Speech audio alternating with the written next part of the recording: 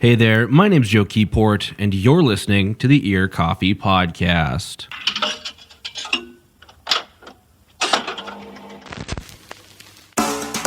For this week's podcast, I got to chat with Danny and Ren of the Chicago-based record label Don't Panic Records and Distro.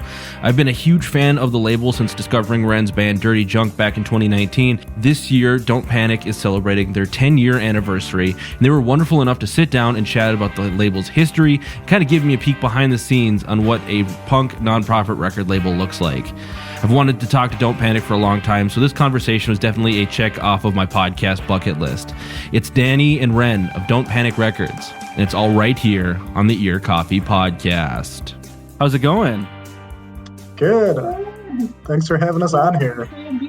Well, I'm excited. You've been on my radar for a couple of years now, so it's been on my list, and so I'm really excited to be able to check this one off.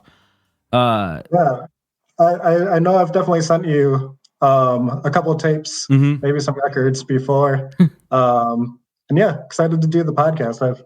I heard Ren on here, and I've listened to a handful of episodes here and there, so very cool. No, of course. Well, I appreciate it. So let's just start off. Can you just introduce yourselves for potentially listeners who aren't aware? We've talked about probably Don't Panic enough on the podcast that people should probably be able to put some sort of information together, but just kind of introduce yourselves and what you do. So I'm Danny. I use he and they, them pronouns. I started Don't Panic in 2012 out in DeKalb as a very small record label distro table setup. I should add that DeKalb, Illinois is a college town for folks who went to NIU. That's Northern Illinois University. Gotcha. I had a roommate freshman year of college who his girlfriend, now wife, went to school in DeKalb. So he would every weekend get on the megabus and drive from St. Paul to DeKalb and then take a megabus all the way back and show up for class on Monday morning. And I was like, oh.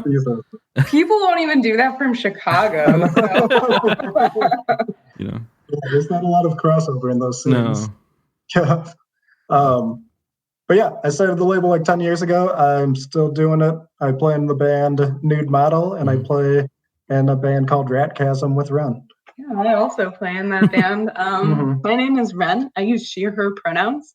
And I was living in Minneapolis for 5 years, and then I came back to Chicago. I actually went to school with Danny at NIU, and they went to some shows at a house that I used to live at and throw shows at, but we never actually spoke until we both moved to Chicago after we graduated from school. Okay. And so I kind of moved to Minneapolis, and then we actually became closer friends after I moved to Minneapolis, just through music and everything. And then the Dirty Junk releases that Danny put out.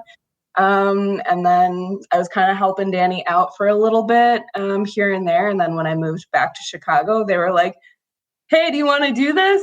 And I was like, sure, what do I do? And we still haven't figured it out.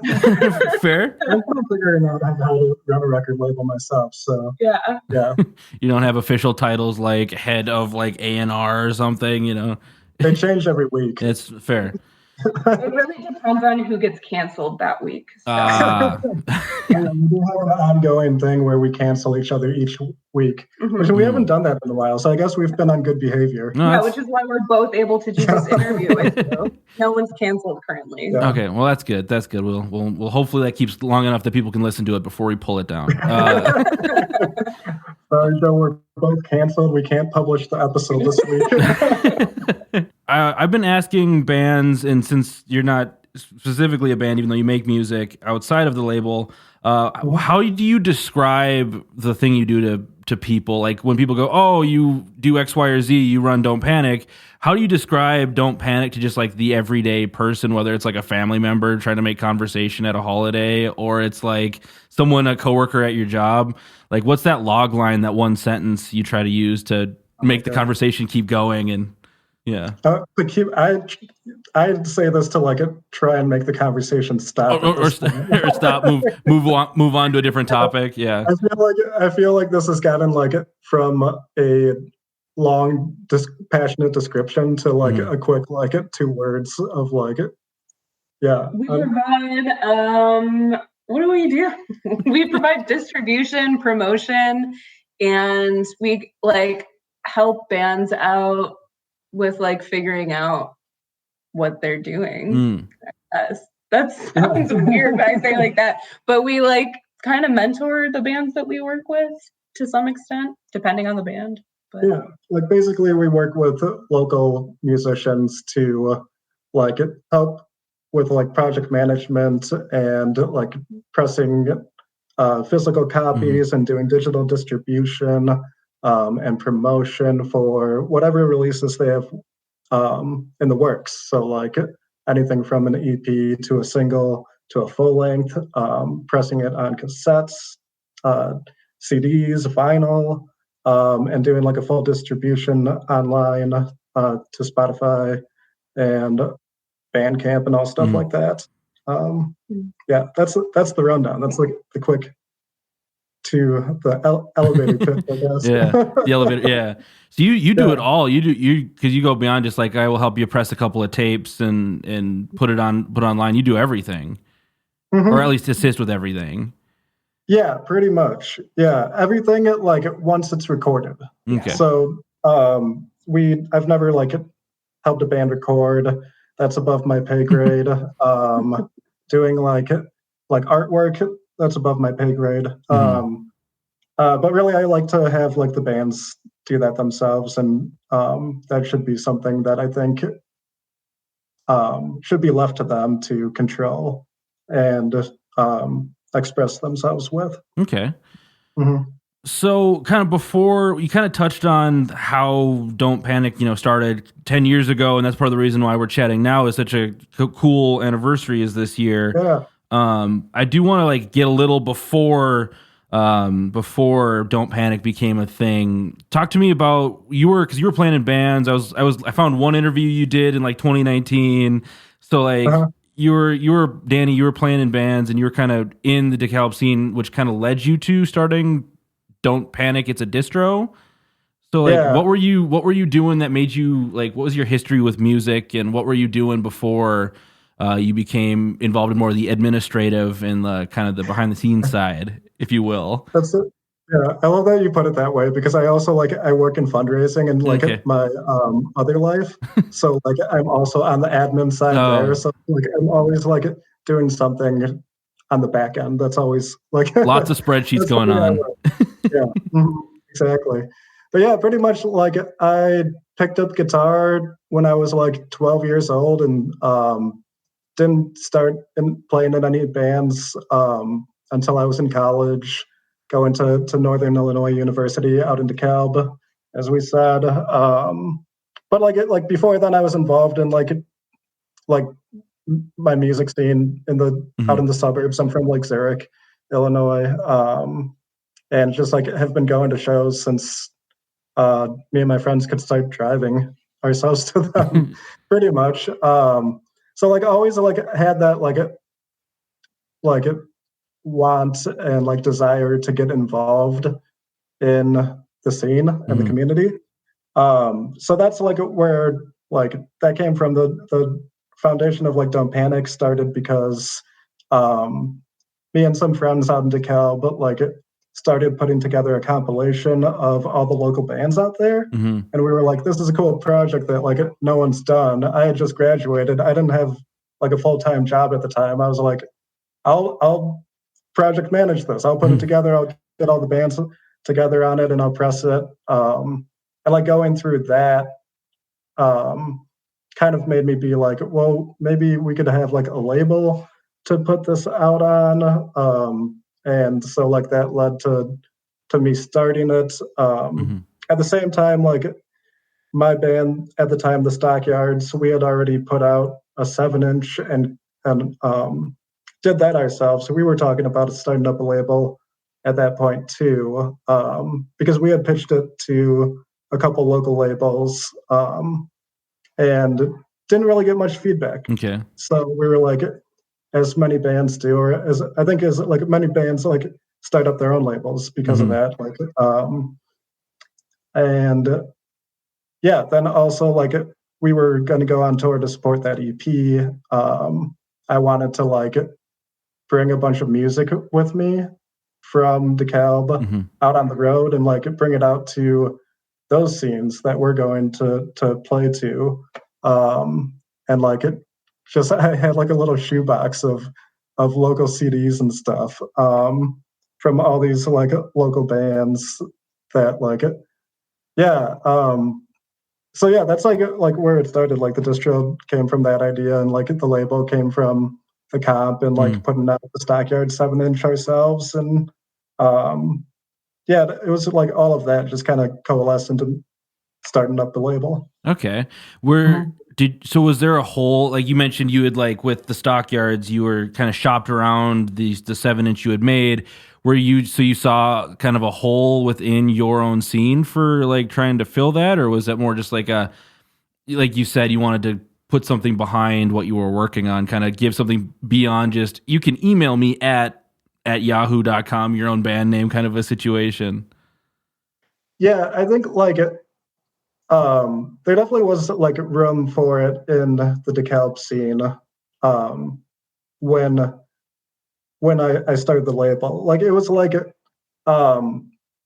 with the compilation, that was like a conversation that some of us had where it's like, like it'd be dope. Like there's a really good music scene out here right now and no one's doing this. Like nobody's putting it out. So we like teamed up. It was like got a bunch of friends together to like help me like physically put the CDs together and everything. And like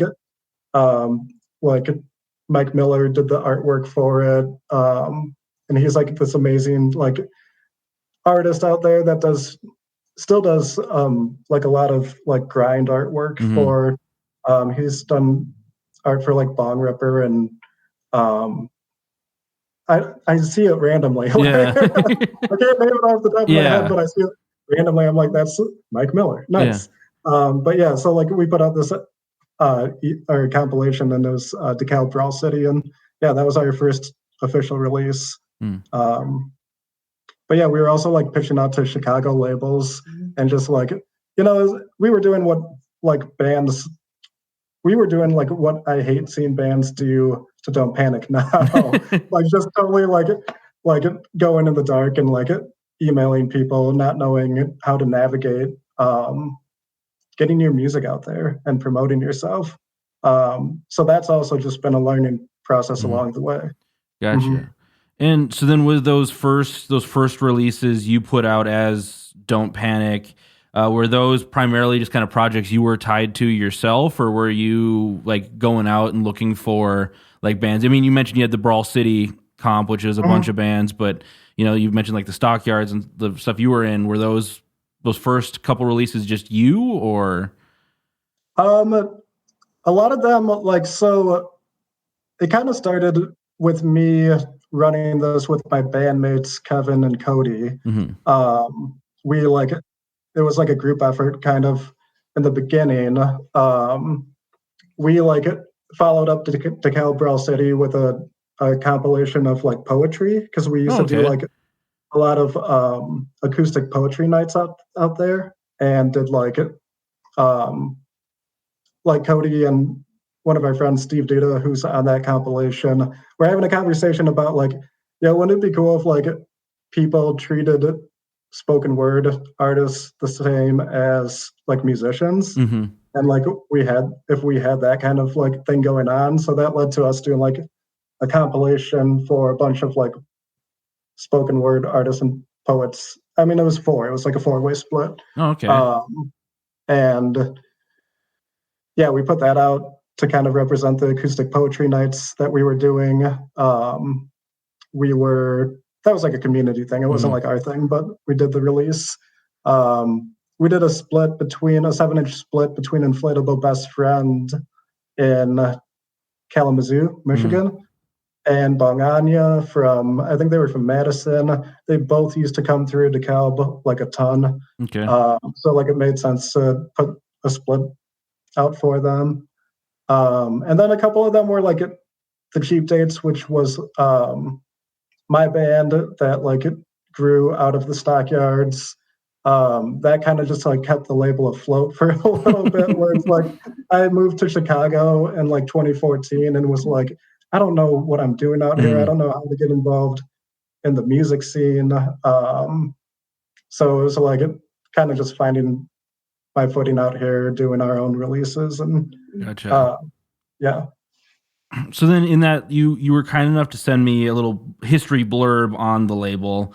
And you like in there it mentioned in like 2016, you kind of really took it. You took it more seriously, and that's when it became, instead of Don't Panic, It's a Distro, it became Don't Panic Records and Distro. And so what was that thing that made you want to move into taking the label kind of beyond what you were doing with the shoebox and tabling and taking music with you on tour? What was that switch that flipped for you? Yeah, I think my friend Davey Dynamite, they came out from DeKalb, the DeKalb scene, also moved to the city and like established themselves as like a local musician out here. They put out an album, or had an album in the works, called Holy Shit, that we talked about working together on.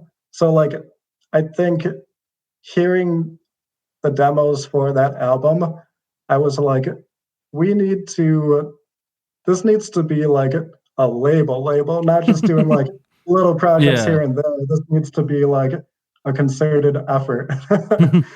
So I think it was really like working with Davey on that release that like made me kind of be like, I need to focus on this one release and only this. I'm not really going to be reaching out to bands to buy random 7-inches anymore. Also just getting tired of the hustle of doing distro. Okay. Tabling random shows and events, carrying boxes of records across the city on the fucking bus and an owl and shit. Like it gets so tiresome. I don't have a car, so it's like that's a pain. So like let me focus on what I can do from my house, basically. That was actually the first time that I worked with Don't Panic, though. I randomly hit Danny up. Well, no, I didn't hit you up. Danny had posted about needing someone to cover a tabling event that they were supposed to do.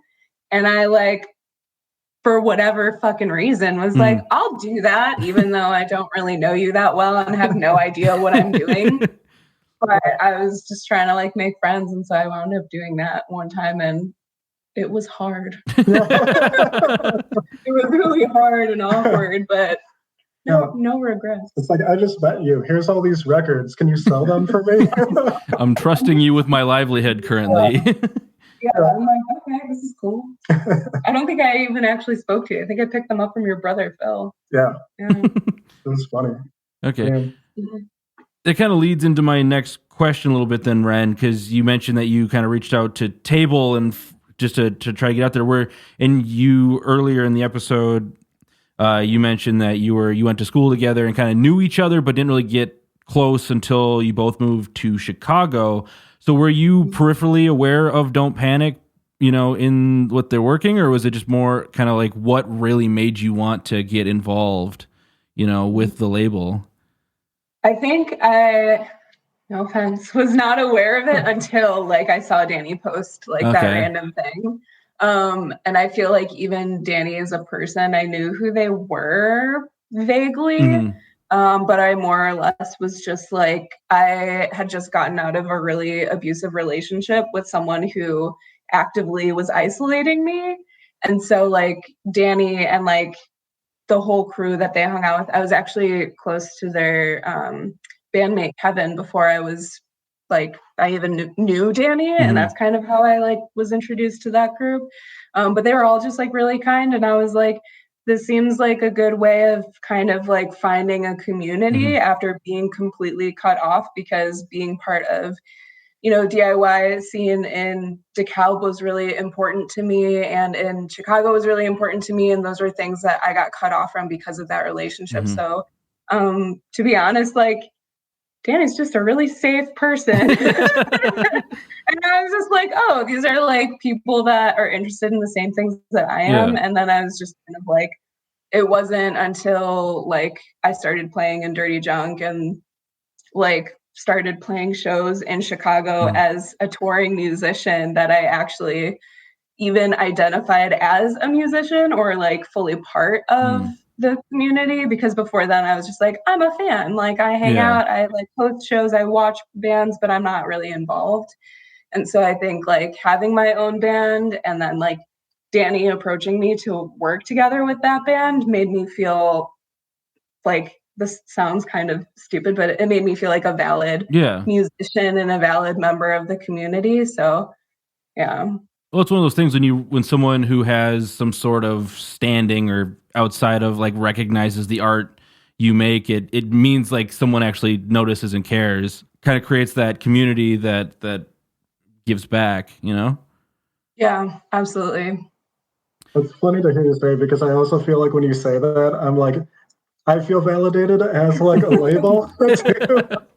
I'm just like so much of, like, with all the work that goes into it, it just feels like sometimes it just feels like I don't know who's paying attention. Like I don't know who's like cares about what we're doing. So like it feels like it. Yeah, working with Dirty Junk is definitely like yeah. I don't know. It's just very cool. Yeah, and I remember too. I think it was after we had put out On Your Knees, and like before Open Then Spit was like when it was like still in the works. Danny started like asking me kind of like, hey, what do you think about this band? Or like, hey, what do you think about that? And I was kind of like, I don't know why they're asking me these questions. Maybe that's just something that labels do with other bands to make sure it's cool if a new band joins the I don't know how labels work. And then it just kind of like continued more and more, just like little pokes like, hey, Ren, hey, what do you think about it? Do you want to help? Hey. Yeah, pretty much like I always wanted somebody else to work with on this label, and like because it's a lot of work to do all on your own, and it's also just like really helpful to have a second set of ears. So it's like over the years I have always sent like if I'm considering a band, I'll always send it to somebody that I think will dig that band, and be like, hey, you like this kind of music, like check this out, let me know what you think. And then eventually, I just started sending stuff to Ren. Like she was like the only person I'd send stuff to, because I was like trusted her judgment. And then also like just having worked with her on the two Dirty Junk releases, it was like a very like seamless like working relationship. I think that like I was like, this could work for like the label. Like we could continue this because Dirty Junk is just one of those bands that like it knows what they're doing, I think. Because I had like a lot of experience like in Minneapolis, like doing a lot of like community organizing and like organizing different stuff with like Undercurrent and things like that. And I didn't realize how many of those things transferred over until Danny like officially asked me to join, because initially I was like, I cannot contribute anything to anything. And then they like had me sit in on my first meeting, and I was like, this and that. And I was like, wow, I have a lot of like skills. That's weird. How did that happen? the ability to take your musical skills to like, here's how I can do it in the business world. Yeah, kind of. Because I didn't realize too like how much of the stuff I had done with like booking all of those tours for Dirty Junk would also like come in handy knowledge wise, especially in particular when bands ask us what physical format they should do. I feel like I had like a lot of like knowledge about that in terms of like what sells and how and where. Just to move back a little bit, because I got away from one of the questions I was going to ask, which was going back to when you were putting out Holy Shit by Davey Dynamite. What was that feeling? What were you thinking when you're just like, all right, I'm going to put up like a bunch of money to like press vinyl and try to get all that stuff done, and like this is your testing the waters release? Were you pretty like, let's just go for it, or was it like a moment of having to reflect and think and maybe wait?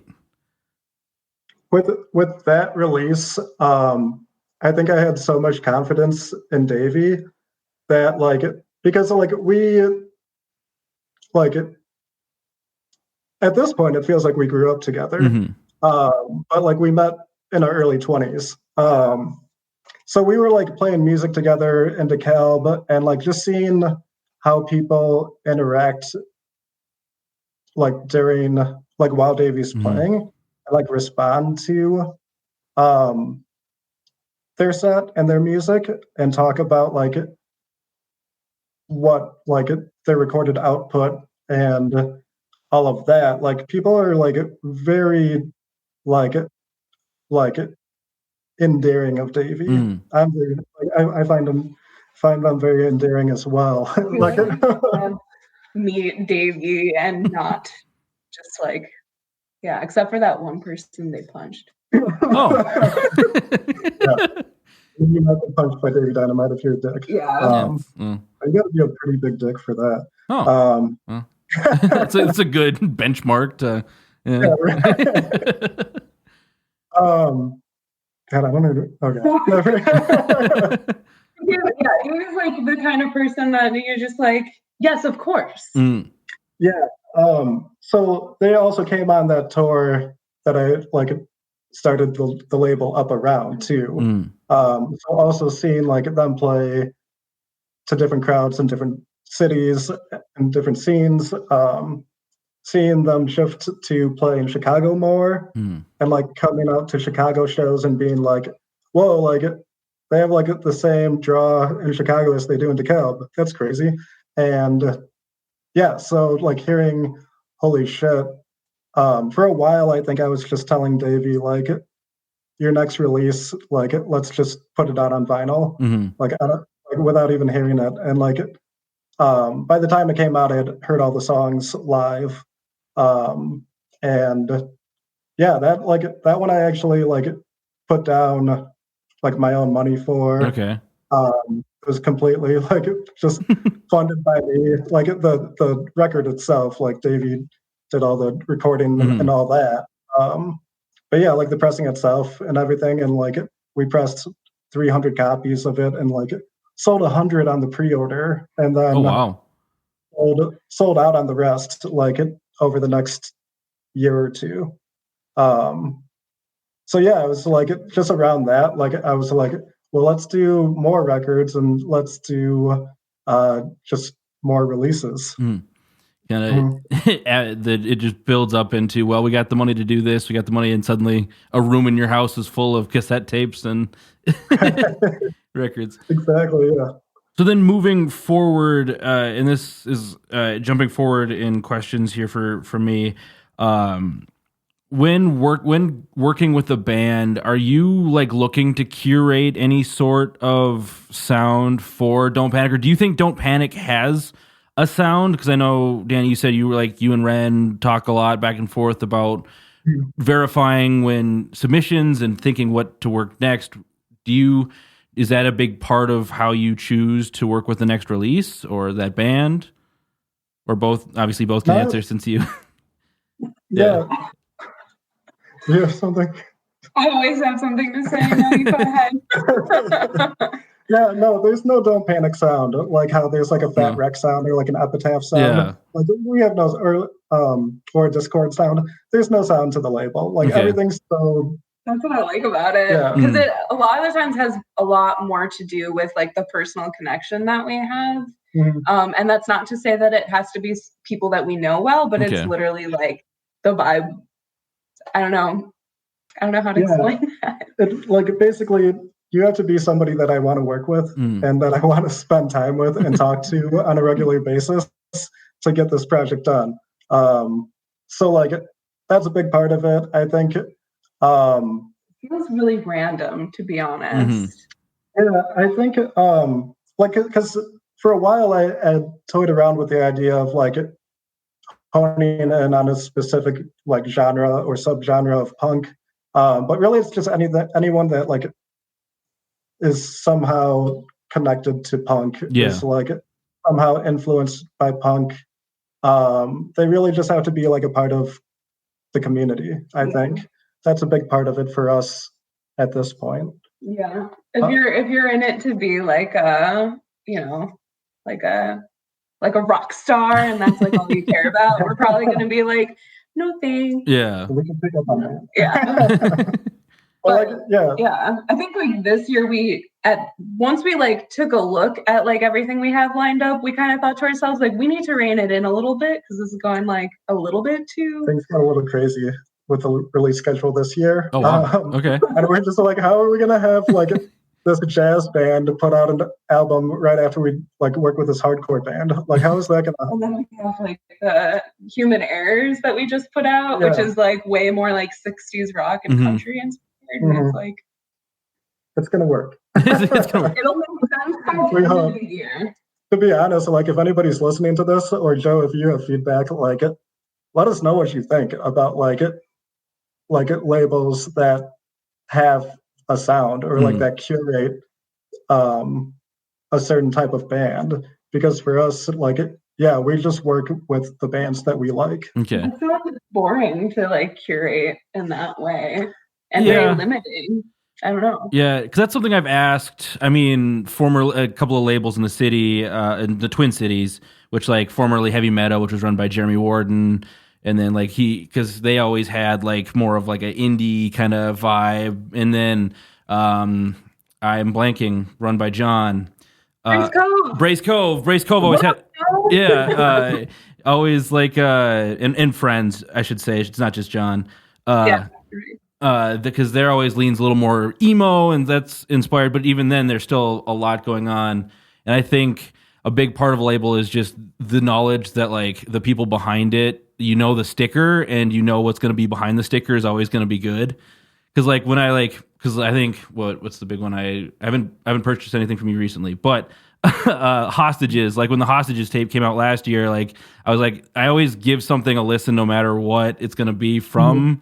Like labels like yours, just because I'm like, well, I know the people behind it have a good ear and know what they're doing. So it branches, it gives you a wider taste too. Yeah, I'm glad you like that one. That was one of my favorite releases that we did last year. I know can't tell, but they're actually nice. That was like a cool release too, because they were a band that totally. They came out of nowhere. Yeah. They like emailed us, and I was like, I'm too busy to deal with this, so like no. And then I think I like checked them out finally, and like looked through their social media, and like I think I saw a couple videos of them playing, and it was just like, this band looks fucking cool. We should talk to them. That was actually the first meeting I sat in on. Okay. Too. Yeah. But yeah, we went out to dinner with them a while ago. Yeah. Like they're super chill people. Like they've opened us up to this whole other scene in Chicago that like we would not have known about. That's like all about like camaraderie, and we just like love that shit. The capital H hardcore scene. Capital H hardcore. Which is something that we had no representation in before last year. I still feel like a poser when I wear their shirts, even though they gave us those shirts and we like know them. But it's music so angry that sometimes it scares me when I put it on. I'm like, oh, they're very angry. Like so they sound like my mom, just like they're so mad. Like you put on like Green Day. Yeah, sometimes I listen to them and I'm just like, damn, I wouldn't say that, but shit, go get it. I know, yeah. I'll support you if you're saying it. Exactly. Well, so then you like you mentioned, you touched on this, which was you want a band you're going to work with to be someone you want to spend time with and are like a good kind of stewards of the scene. So like, what are some other criteria you have when like checking out music sent to you or you reach out to a band? This is going to sound rude maybe, or a little bit like, what does that mean? But they shouldn't be like generic sounding. Like I feel like sometimes if a band hits like a particular like aesthetic or like genre a little bit too on the nose, I'm like a little bit less interested.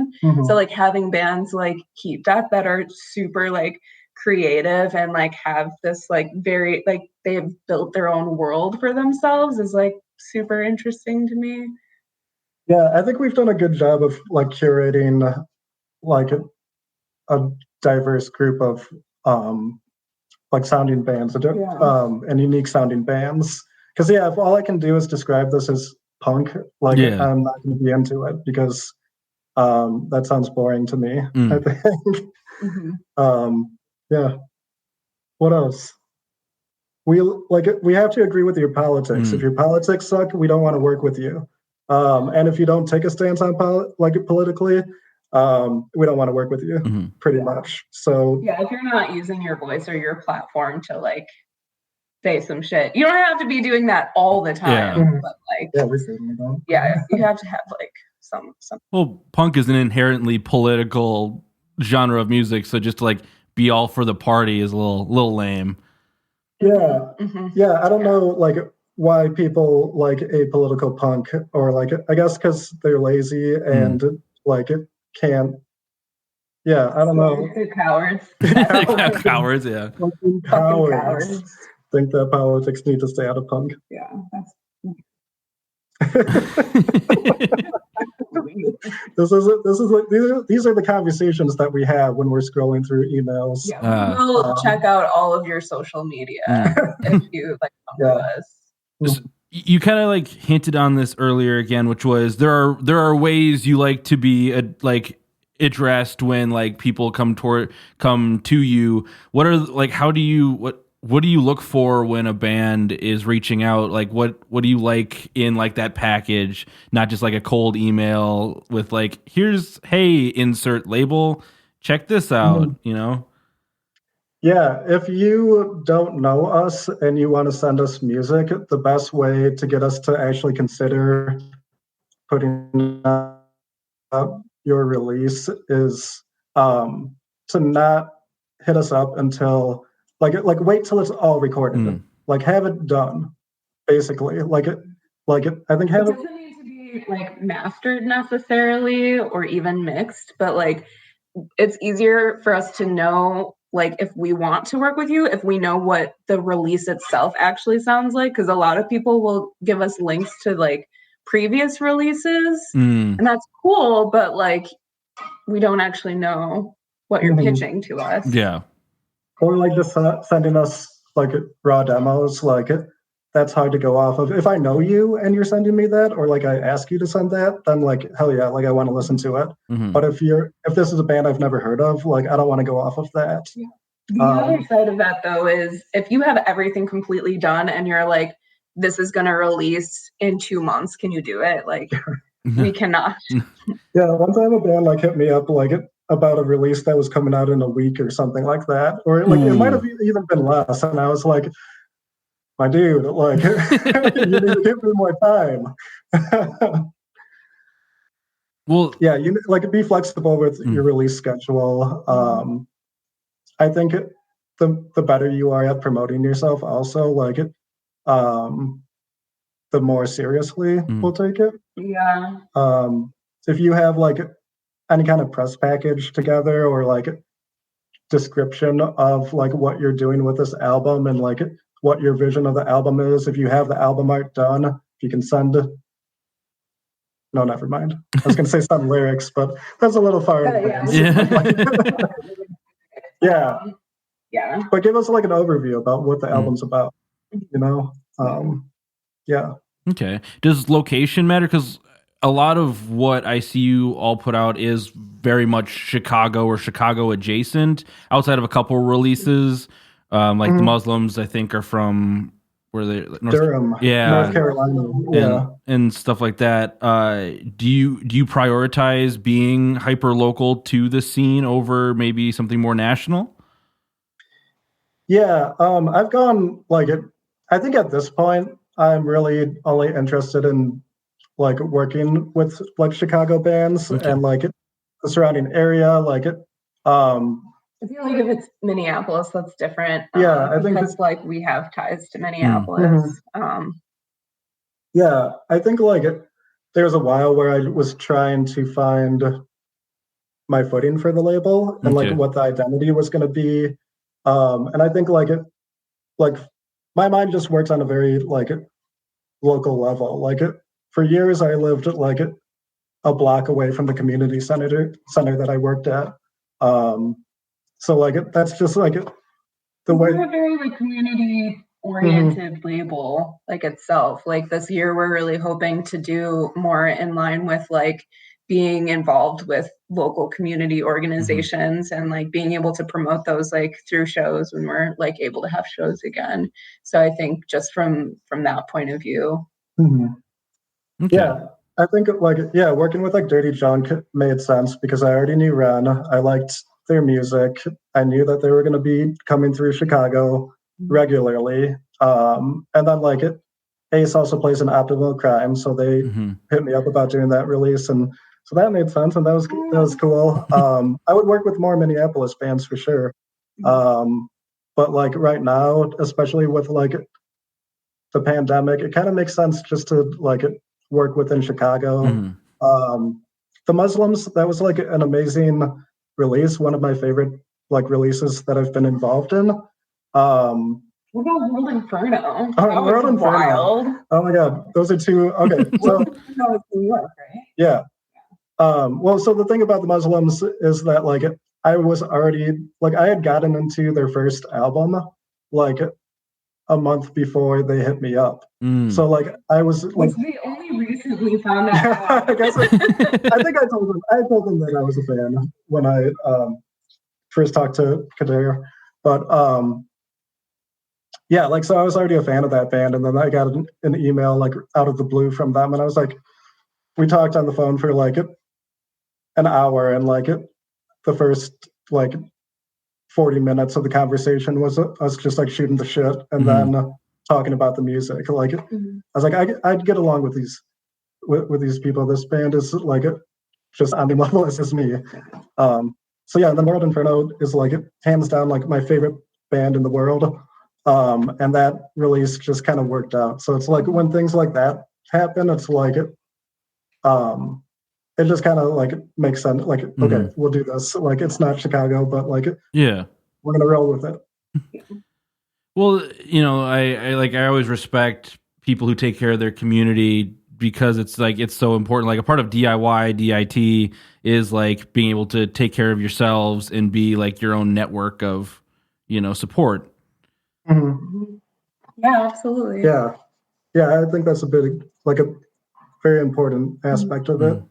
Yeah, because this label like really is nonprofit, and when we say nonprofit, we mean literally there are no profits. And like just in the way that like Danny talked about how it started up, like it was like purely just to like, you know, bring up their community, and that's always been kind of the primary focus. Yeah, and just like a love of sharing music with people. Yeah, well, absolutely. So then what do you view the importance of a label like Don't Panic within kind of the DIY community? Because it's all usually a place that you compile stuff and you kind of hold on to and give people a base. But where do you guys see labels like yourselves in like your own spaces and communities? I feel like I grapple with this question in my head like all the time, like trying to figure it out. Still, do you have a good answer? I mean, I feel like that answer becomes very complicated with the pandemic.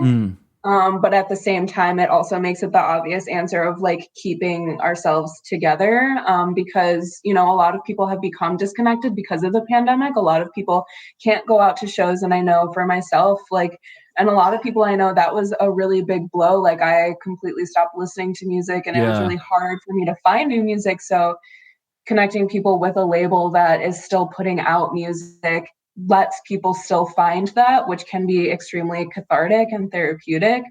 So that's like one thing that comes to mind.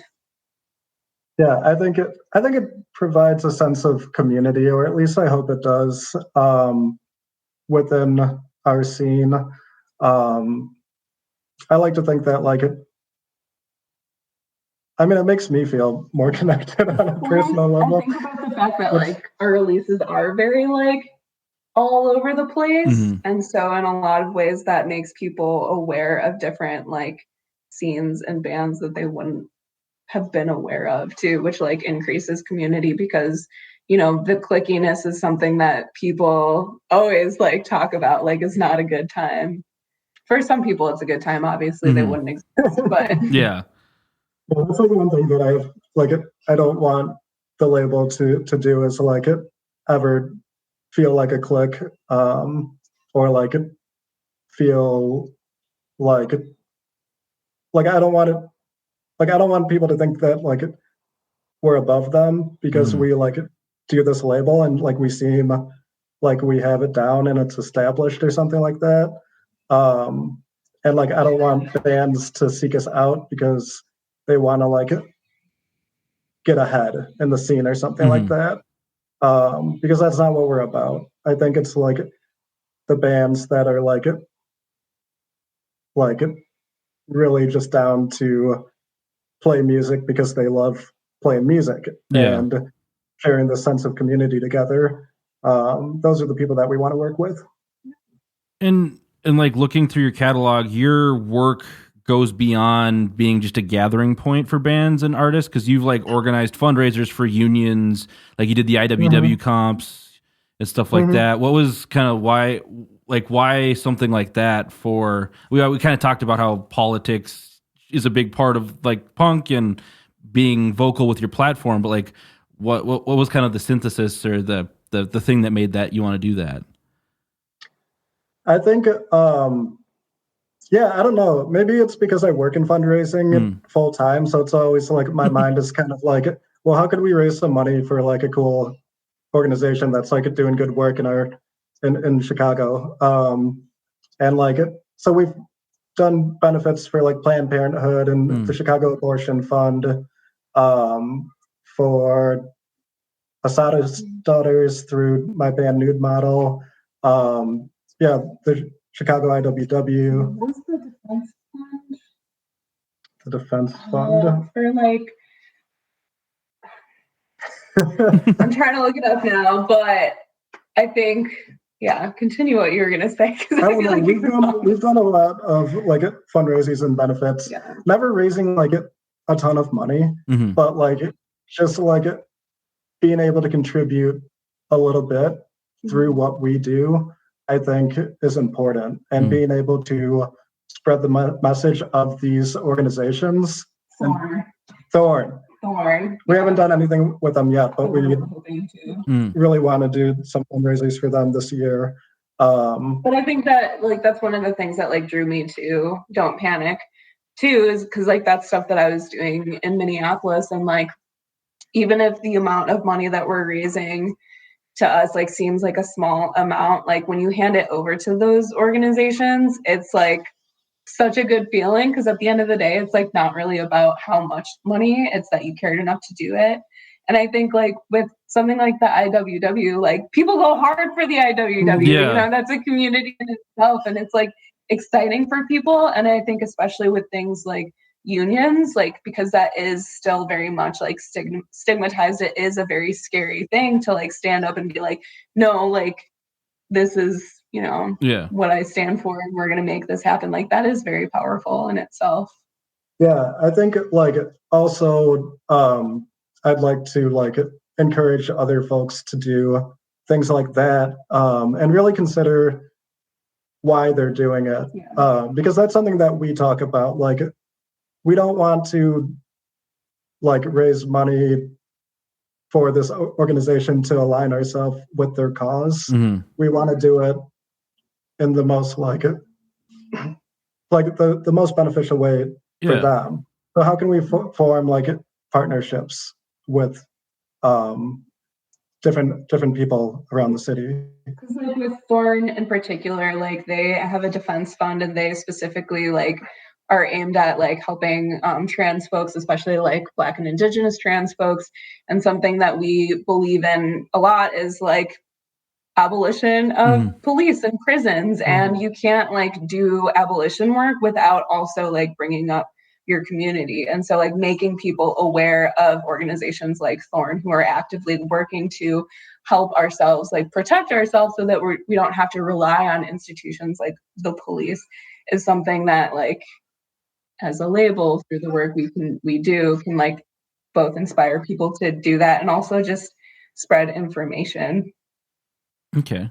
Then like with the IWW, it also like it made a lot of sense to work with them because they do like it. They would do like it punk shows for benefits on a yearly basis. Back when we could do that on May Day, and like there's a long-standing history of connecting like music with the IWW, and that's like where that our latest compilation, the Little Red Cassette Tape, came from. Is like let's cover all these songs that were written by old-timey wobblies, and have just a bunch of Chicago musicians cover them. And yeah, so it's like I know we've gotten them some members, and we've raised a decent chunk of money for them, and have helped spread the word, and continue to try and do that more and more. Cool. Unionize your place of work. Yes. Yes. I did it. Do it. That's some shit. Nice. So it's rare that we get to talk to people with a legacy like y'all do, to look back over, like, what is it like to look over 10 years of Don't Panic, like Distro? It's funny. It's like when I was typing up that little brief for you, I was like, damn, like my mind has to stretch back all these years. Like I feel like the first couple of years were just a blur. Yeah. And like it really, like things got more consistent in 2016 with the release of Holy Shit. And to me, like if this keeps going until 2026, then that's like the official, in my mind, that's like 10 years of me like giving it my best effort. Yeah. But yeah, it's really wild to think of like it being just like a little scrapper in the punk scene out in like some college town in Illinois, and being like, I think I can do something to share music with people and support local bands, and then end up working like with my favorite band in the world. And that's really like something like I can retire now, but I'm not going to, because I'm not done yet. So yeah.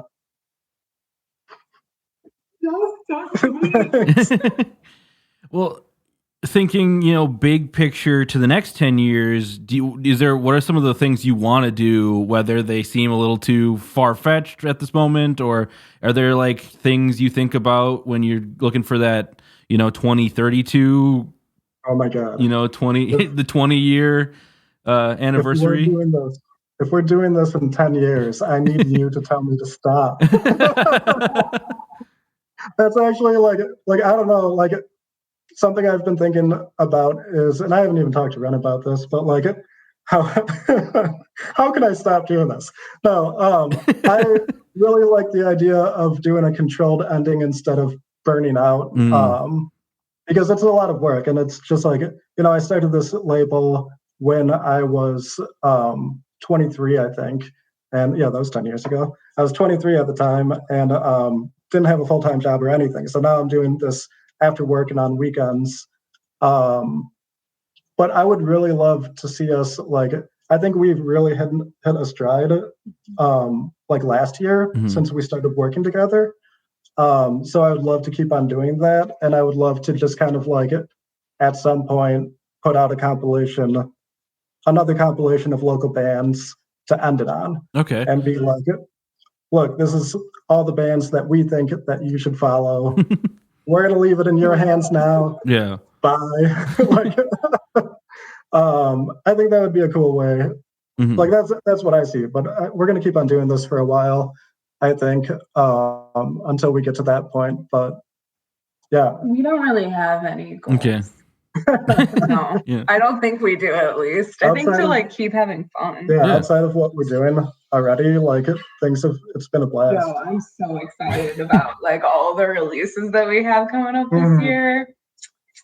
All the releases from last year too, I'm still thinking about, because it's like it just happened. So yeah.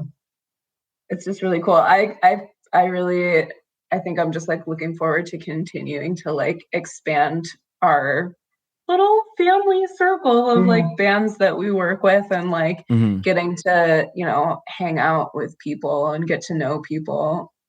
Yeah, I'm just looking forward to meeting cool people. At some point we're gonna have to step down because we're gonna get too damn old, and we can't be 43 and telling the kids what to listen to anymore. Yes, we can. Yeah. Yeah. No, but I think it's important for, like, I'd like to encourage, like, other bands and, like, people in the scene to consider starting their own label. If they think that that's a cool way of supporting the community, that makes sense to them. I think, like, it's important to have, it's not just us out here right now in Chicago. There's other labels, and, like, I'd like to see that keep growing and, like, really find a way to, like, connect the city. Which we're also, like, totally open if anybody wants to talk to us about, like, how to start a label or, like, any advice. Like, that's something that we've done to talk to people about that. Kind of fits in with the mentorship aspect of Don't Panic that you talked about at the beginning. Yeah. It goes along with, like growing up and, like, being like, oh man, like, I can provide mentorship or like this has been my primary line of work, is being, like, an adult for, like, mostly, like, children who are having a hard time. I work with other adults now, which is weird, but turns out other adults are also very much like children, and I'm still mentoring them. So fair. Yeah. So there was something when I was, like, thinking about, like, writing questions for, you know, trying to reflect on 10 years of a label. I was thinking, like, any long-term project has its moments when it isn't as fun as when you first started. Like, Ear Coffee turns 5 this year. So, like, we've had moments where we just were like, man, it might just be more fun to just hang out as opposed to do something involved. And we'd have, like, less than half of the planning that you'd have to do to, like, help put out, like, a physical release. So what about Don't Panic keeps you wanting to, like, go for a decade and put out releases and work with people and press vinyl and all that stuff? What about the label makes you, you know, want to keep doing it? I will quote the late, great Jack Terrycloth and say that it is because I am addicted to bad ideas. And I just love it. Like, it's like a financial wreck, but it's like, it's so worth it. I mean, at this point, it's like the releases are paying for themselves. And that's all I want, is to, like, break even and have the label be sustainable and not take money out of pocket. So, like, for me, that, like, helps me keep it going, is that we're actually, like, at a point where these releases are selling and they're doing, like, we're breaking even on them. We're making a little bit of money to put towards future releases. So we might as well keep that going. Like, during like the total shutdown pandemic, like, it's helped me stay connected to the local scene. And, like, without the label, I don't know what I would have done. Like, I'd just be sitting there. Like, it kept me working. Cool. Yeah. So then, kind of wrapping things up as I'm in my, like, last few questions here. Obviously, the pandemic makes celebrating things a little hard, especially when it's live music is a big part of what you do. So what kind of things are you doing over, 2022 to celebrate 10 years of Don't Panic? Wow. Okay, well, this interview, first off, thank you so much for doing this. You're so great. We're big fans of Ear Coffee, and I just like you guys so much. We have so Danny mentioned we have a band. Yeah, we have a band, Ratchasm. Ratchasm. I was bummed you were. Oh, sorry, I was bummed you had to cancel your show on the 21st, right, in Minneapolis. Yeah. I wasn't too bummed because National Park Service, the band I play in, was supposed to play that night, and that means I wouldn't have been able to see you anyway. Yeah. So I was like, well, at least you can come back. Yeah, well, definitely would come through. I was like, that was going to be such a good show too, but then Omicron was all like, such a good one. Yeah. Yeah, so we have a band. We're working on recording a demo. We're working on a demo, and we're recording it with a 4-track. And we're gonna, like, plan on dubbing all of those ourselves. And yeah, I don't dub any of our cassette releases. Tommy from No Time Records takes care of that for the most part. Thank you, Tommy. But I want to do this one completely DIY. I'm gonna take a jab at doing the artwork for it. We're Ren and Gabe are like recording it in our practice space. It's gonna be like taking it back, going like full on DIY with it. Yeah, which our bassist Tucker, this is his first band and first release, so that's really exciting to do with him too. And yeah, we kind of wanted to put together a show to celebrate, but it's like pandemic willing. We don't know what's going to happen with that. We were hoping to get the Muslims back out here, but now we're beefing because they call them a pop punk band, and like they didn't take kindly to being called a pop punk band. So I don't know if they'll come back ever again to Chicago, but if they do, maybe they'll let us book the show for them, and maybe we can make that a celebration. We'll see. Pandemic willing. There's also some talks of Dana Sterling maybe having our one and only show. Ooh, I saw on the end of that blurb Danny sent me. I saw Dana Sterling on there, so that's sick. Yeah, that might be a release we'll look forward to, but we'll see. Yeah, we'll see about it. We definitely have that in the works, and working with the Ableist, who's a cool Chicago post-hardcore band. We stole their drummer for that chasm. Yeah, we're really we're going all over the place. We're working with Hostages again for an EP. Oh my God, Giraffe! I'm so stoked.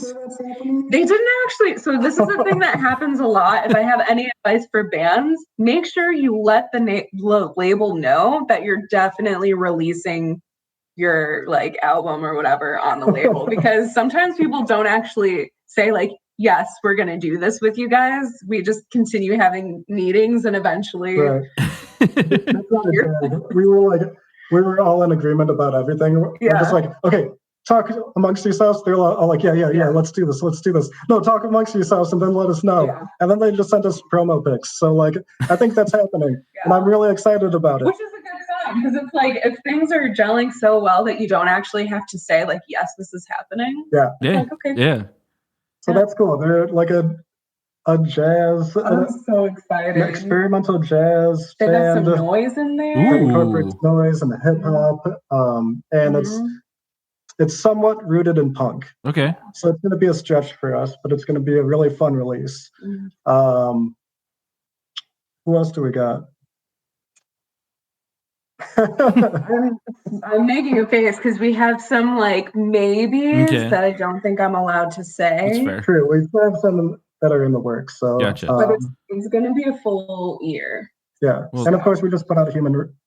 Yep. Human Errors. So we kicked off the year with Human Errors, which has very, very special meaning to the label and myself. So yeah.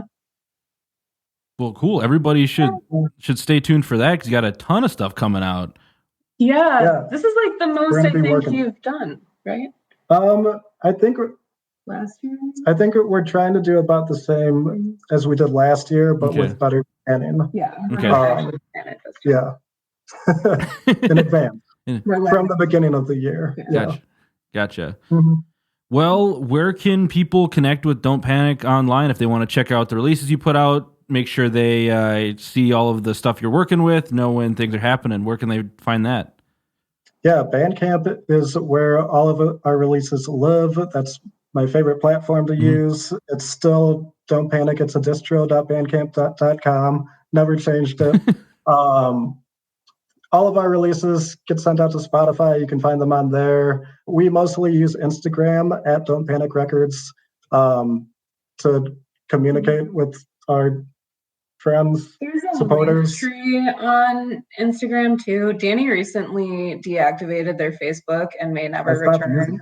So we're on Facebook, but it's are we on Facebook? Yeah. I don't know. And Twitter, I did the same, where I just deleted the app, and I forgot that I have Twitter for Don't Panic. I can tell you where you can't find us. Amazon. Yeah, you can't find us on Amazon. Yeah, fair. We try and keep all of our releases off of there. And by try, I mean maybe sometimes we just forget to click the button to say fuck you to Amazon and to Jeff Bezos, but we don't fuck with them. And to go into every company that we don't fuck with, it's too much and too much effort. Yeah. But yeah, so yeah, you can find us online. You can find us at shows. We like to put our faces on our Instagram so that you know what we look like and that you can talk to us if we're not too anxious to talk to you. Fair. If we don't talk to you, it's probably anxiety. We all just think you're too cool. Yeah. Like, we almost didn't even talk to you, Joe, because I was like, we should hit up Joe. And then Danny's like, but do you think so? And I was like, yes. Yeah. I've known like La Armada and Evil Empire. Like I picked up Distro from them years ago and have communicated with them, and they've been on compilations. Like they were both on the IWW comp that we did in 2019. And to this day, I'm pretty sure I still go up to them and be like, hey, I'm Danny from Don't Panic Records. I don't know if you remember me, but I put out a song of yours on a I even did that to PT from at the Empty Bottle. Yeah. Hey PT, our bands just played together. Yeah, that's funny. I was just I know. I was at a show at Cadence. They had this big outdoor festival, and I kept running into people who have been to my house to do the podcast. But I was like, I don't know if it's worth bothering them. Be like, remember that time I interviewed you? You had coffee at my house. I just won't bother you. It's fine. We have masks on. No one knows who I am. It's not weird. It's the best shit, though. It's that mutual people that you think really cool, but did they know who I am, even though you had in-depth conversations with them? It's part of the DIY experience. It's true. But cool. Yeah, Danny, Ren, I really appreciate you taking some time to chat with me about Don't Panic and all the cool stuff you got. Yeah, thanks so much for having us on here. When Ratchasm comes out to Minneapolis, we'll have to get together for actual coffee. I'll be down. Yeah. The Ear Coffee Podcast is a companion to the blog of the same name. If you like this episode, please leave us a rate and review so we can stand out among the other music podcasts. You can follow us at Twitter, Facebook, and Instagram @Ear Coffee. Thank you for listening, and we'll see you next time.